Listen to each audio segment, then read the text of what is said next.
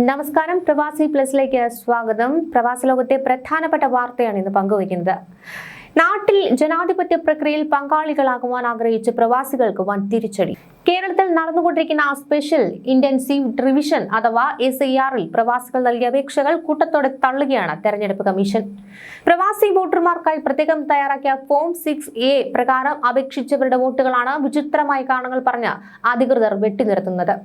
കമ്മീഷന്റെ വെബ്സൈറ്റിലെ സാങ്കേതിക പിഴവുകൾക്ക് ഇപ്പോൾ പ്രവാസികൾ ബലിയാടാകേണ്ടി വരുന്ന കാഴ്ചയാണ് കാണുന്നത്. അപേക്ഷകൾ തള്ളാൻ കമ്മീഷൻ പറയുന്ന കാരണങ്ങൾ കേട്ടാൽ ആരും അമ്പരന്നു പോകും. ഉദാഹരണത്തിന്, ഒമാനിയിലുള്ള എറണാകുളം സ്വദേശിനിയുടെ അപേക്ഷ നിരസിച്ചത് ബന്ധുവിന്റെ എപിക് നമ്പർ രേഖപ്പെടുത്തിയിട്ടില്ല എന്ന കാരണത്താലാണ്. എന്നാൽ യാഥാർത്ഥ്യം എന്തെന്നാൽ പ്രവാസികൾ പൂരിപ്പിക്കേണ്ട ഫോം 6Aയിൽ ബന്ധുവിന്റെ എപിക് നമ്പർ നൽകാൻ ഒരിടത്തും ഓപ്ഷൻ ലഭ്യമല്ല. സാധാരണ വോട്ടർമാർക്കുള്ള ഫോം 6ൽ ഈ ഓപ്ഷൻ ഉണ്ടെങ്കിലും പ്രവാസികൾക്ക് ഇതിന് അവസരം നൽകിയിരുന്നില്ല. ഇത് സംബന്ധിച്ച് നേരത്തെ പരാതികൾ ഉയർന്നിട്ടും പരിഹരിക്കുവാൻ തയ്യാറാകാത്ത കമ്മീഷൻ ഇപ്പോൾ അതേ കാരണം പറഞ്ഞ് പ്രവാസികളെ വോട്ടർ പട്ടികയിൽ നിന്ന് പുറത്താക്കുകയാണ്. മറ്റൊരു പ്രധാന പ്രശ്നം വിദേശത്ത് ജനിച്ച ഇന്ത്യൻ പൗരന്മാരുടേതാണ്. ജനന സ്ഥലം രേഖപ്പെടുത്തിയിട്ടില്ല എന്ന കാരണത്താലാണ് ഇവരുടെ അപേക്ഷകൾ തള്ളുന്നത്. എന്നാൽ ഓൺലൈൻ പോർട്ടലിൽ വിദേശ രാജ്യങ്ങളുടെ പേര് ചേർക്കാൻ കമ്മീഷൻ സംവിധാനം ഒരുക്കിയിരുന്നില്ല. ഈ സാങ്കേതിക തടസ്സം മറികടക്കാൻ നേരിട്ട് അപേക്ഷ നൽകിയവരുടെ ഫോമുകൾ പോലും ഇപ്പോൾ തള്ളിക്കൊണ്ടിരിക്കുകയാണ്. സൗദിയിലെ ഒരു പ്രവാസിയുടെ അപേക്ഷ തള്ളിയത് ബൂത്ത് മാറിപ്പോയി എന്ന വിചിത്രവാദം ഉന്നയിച്ചാണ്. സത്യത്തിൽ ഓൺലൈനായി ലഭിക്കുന്ന അപേക്ഷകൾ അതത് ബൂത്ത് ലെവൽ ഓഫീസർമാർക്ക് അയച്ചു കൊടുക്കേണ്ടത് ഇലക്ട്രൽ രജിസ്ട്രേഷൻ ഓഫീസർമാരുടെ ചുമതലയാണ്. ഈ ഉദ്യോഗസ്ഥർ തന്നെ അപേക്ഷകൾ ബൂത്ത് മാറി എന്ന് പറഞ്ഞ് തള്ളുന്നത് തികഞ്ഞ അനാസ്ഥയാണ്.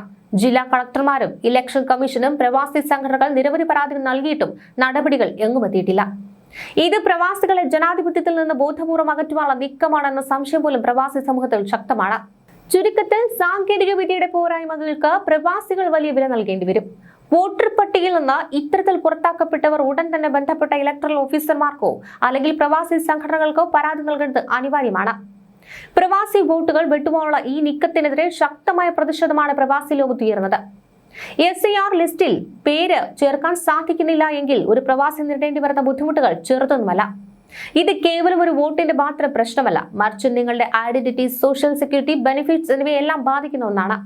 ഏറ്റവും പ്രധാനമായ കാര്യം, ഒരു ഇന്ത്യൻ പൗരൻ എന്ന നിലയിൽ ജനാധിപത്യ പ്രക്രിയയിൽ പങ്കുചേരുവാനുള്ള അവകാശം നിങ്ങൾക്ക് നഷ്ടമാകും. പ്രവാസികളെ ബാധിക്കുന്ന നിയമനിർമ്മാണങ്ങളിൽ ഇടപെടുവാൻ വോട്ട് വലിയ ആയുധമാണ്. ഇന്ത്യയിൽ പല ആവശ്യങ്ങൾക്കും ഏറ്റവും വിശ്വസനീയമായ രേഖയാണ് വോട്ടർ പട്ടികയിലെ പേര്. വോട്ടർ പട്ടികയിൽ പേരില്ല എങ്കിൽ പുതിയ വോട്ടർ ID കാർഡ് ലഭിക്കില്ല.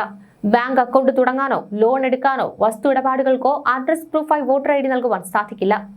പ്രവാസി ക്ഷേമനിധി വഴിയുള്ള പെൻഷൻ, മരണാനന്തര സഹായം, ചികിത്സാ സഹായം തുടങ്ങിയവയ്ക്ക് അപേക്ഷിക്കുമ്പോൾ നിങ്ങൾ ഒരു പ്രവാസി പൗരനാണെന്ന് തെളിയിക്കുവാൻ വോട്ടർ പട്ടികയിലെ പേരൊരു പ്രധാന രേഖയായി ചോദിക്കാറുണ്ട്. ലിസ്റ്റിൽ പേരില്ലെങ്കിൽ ഇത് ലഭിക്കാൻ നിയമപരമായ തടസ്സങ്ങൾ ഉണ്ടായേക്കാം. കുടുംബത്തിന്റെ റേഷൻ കാർഡിൽ നിന്ന് പേര് വെട്ടപ്പെടുവാൻ ഇത് കാരണമായേക്കും. സർക്കാർ നൽകുന്ന വിവിധ സബ്സിഡികൾ, ലൈഫ് മിഷൻ പോലുള്ള ഭവന പദ്ധതികൾ എന്നിവയിൽ നിന്ന് പ്രവാസി കുടുംബങ്ങൾ പുറന്തള്ളപ്പെടുവാൻ ലിസ്റ്റിൽ പേരില്ലാത്തത് ഒരു കാരണമാകും. പ്രവാസം അവസാനിപ്പിച്ച് നാട്ടിൽ തിരികെ എത്തുന്നവർക്ക് സർക്കാർ നൽകുന്ന പുനരധിവാസ പദ്ധതികൾക്കും വോട്ടർ പട്ടികയിൽ പേരുണ്ടായിരിക്കുക എന്നത് മുൻഗണന ലഭിക്കുവാൻ സഹായിക്കുന്ന ഒന്നാണ്. ഭാവിയിൽ NRC പോലുള്ള നടപടികൾ ഉണ്ടായാൽ ഇന്ത്യയിൽ ജനിച്ചു വളർന്ന ഒരാളാണെന്ന് തെളിയിക്കുന്നതിൽ വോട്ടർ പട്ടികയിലെ പഴയ റെക്കോർഡുകൾ വലിയ പങ്ക് വഹിക്കും. ലിസ്റ്റിൽ നിന്ന് തുടർച്ചയായി പുറത്താക്കപ്പെടുന്നത് നിങ്ങളുടെ പൗരത്വ രേഖകളെ ദുർബലപ്പെടുത്തിയേക്കും. സുഹൃത്തുക്കളെ, ഇത് വെറും ഒരു വോട്ടിന്റെ മാത്രം പ്രശ്നമല്ല. നമ്മുടെ നാട്ടിലെ വിലാസവും പദവിയും ഉറപ്പിക്കാനുള്ള രേഖയാണ് വോട്ടർ പട്ടിക. അതിൽ നിന്ന് പുറത്തായാൽ നാളെ ഒരു സർക്കാർ ആനുകൂല്യത്തിനും റേഷൻ കാർഡിനും അഡ്രസ് പ്രൂഫിനും വേണ്ടി നമ്മൾ അലയേണ്ടി വരും.